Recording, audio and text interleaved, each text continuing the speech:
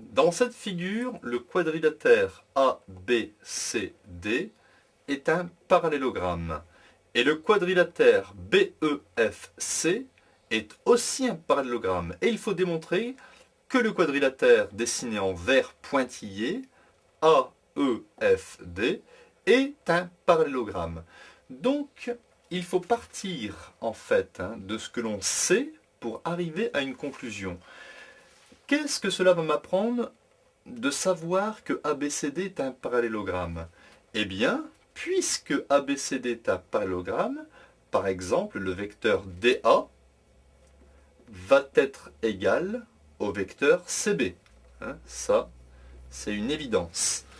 Maintenant, le fait que BEFC soit un parallélogramme, eh bien le vecteur CB va être égal au vecteur FE, par exemple.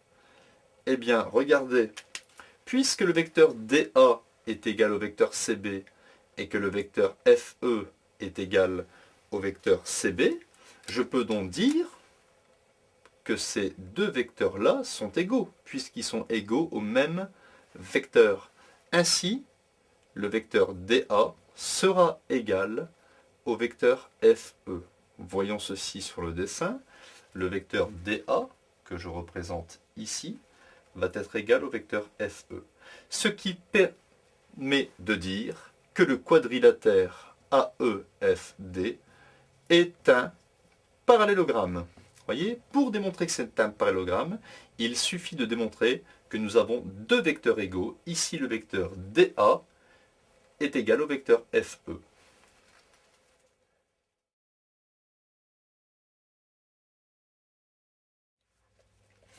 Essayons de simplifier l'écriture de cette somme de vecteurs en utilisant la relation de Schall. Effectivement, quand un vecteur se termine par un point et qu'un autre vecteur commence par le même point, nous pouvons dire ici que le vecteur résultant AB plus BC sera égal au vecteur AC. J'écris donc AB plus BC est égal au vecteur AC plus, et CA, je le recopie ici en dessous. Peut-on faire de même? Effectivement, le vecteur AC se termine par C et le vecteur CA commence par C. Donc le vecteur résultant sera égal au vecteur AA, mais le vecteur AA est en fait le vecteur nul. Donc, on peut dire que la somme de ces trois vecteurs est égale au vecteur nul.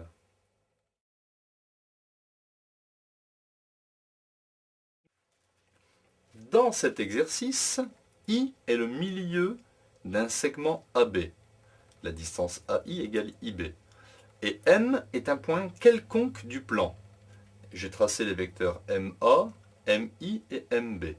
Et on me demande de montrer que le vecteur MA plus MB est égal à forcément le vecteur 2MI, avec M un point quelconque du plan.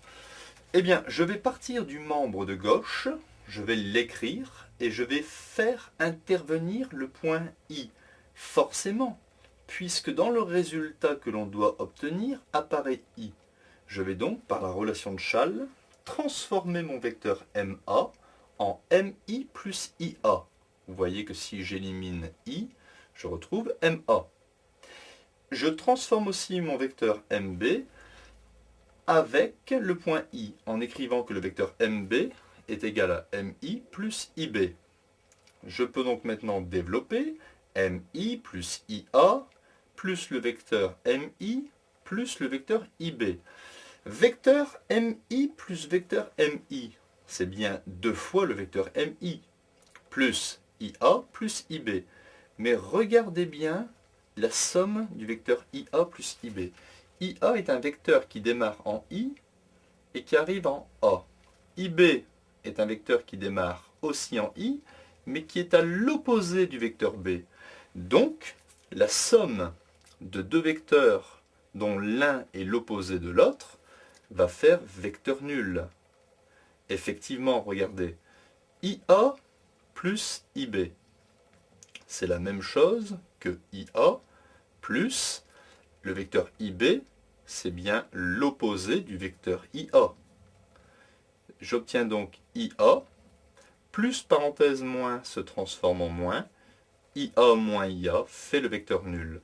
Donc, à partir du moment où I est le milieu de AB, le vecteur IA plus IB est égal au vecteur nul.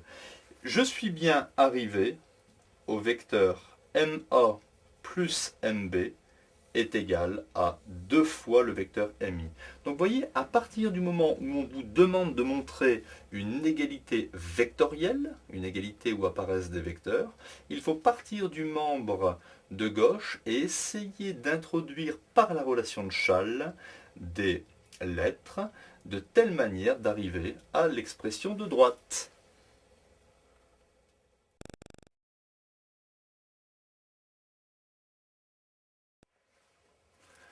Nous avons ici ABCD est un parallélogramme. ABCD, parallélogramme. Et E est le symétrique de D par rapport à C. E est le symétrique de D par rapport à C. Ce qui signifie que C est le milieu de DE. C'est pour ça qu'ici, j'ai mis les annotations. La distance DC est égale à la distance CE. Et il faut trouver dans une première question, trouvons un vecteur égal au vecteur DC. Alors le vecteur DC a une origine en D et une extrémité en C.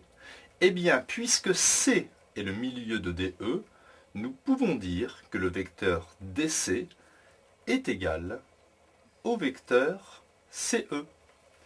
Le vecteur DC est égal au vecteur CE. Donc dès qu'il est question de symétrique, on pense à milieu, C milieu de DE, et donc nous pouvons en déduire le vecteur DC est égal au vecteur CE. Mais on peut avoir aussi d'autres égalités de vecteurs, comme par exemple le vecteur EC est égal au vecteur CD, ou alors le vecteur CD, qui va vers la gauche, est égal à moins le vecteur CE. Le vecteur CD est égal à l'opposé du vecteur CE, par exemple. Dans une deuxième question, il faut montrer que le quadrilatère ABEC est un parallélogramme. ABEC, c'est le quadrilatère que j'ai mis ici en quadrillé rouge. Eh bien, nous savons par hypothèse que ABCD est un parallélogramme. Donc, le vecteur AB est égal au vecteur DC. AB égale DC. Et on a montré dans la question précédente que le vecteur DC, ce même vecteur DC, est égal au vecteur CE. Le vecteur CE est égal au vecteur DC. Donc, étant donné que A vecteur AB est égal au vecteur DC et que le vecteur CE est égal au vecteur DC, nous pouvons donc en conclure que le vecteur AB est égal au vecteur CE. Je vais l'indiquer sur le dessin. Le vecteur CE a été représenté. Il sera forcément égal au vecteur AB. Ainsi, étant donné que le vecteur AB est égal au vecteur CE, le quadrilatère ABEC est bien un parallélogramme.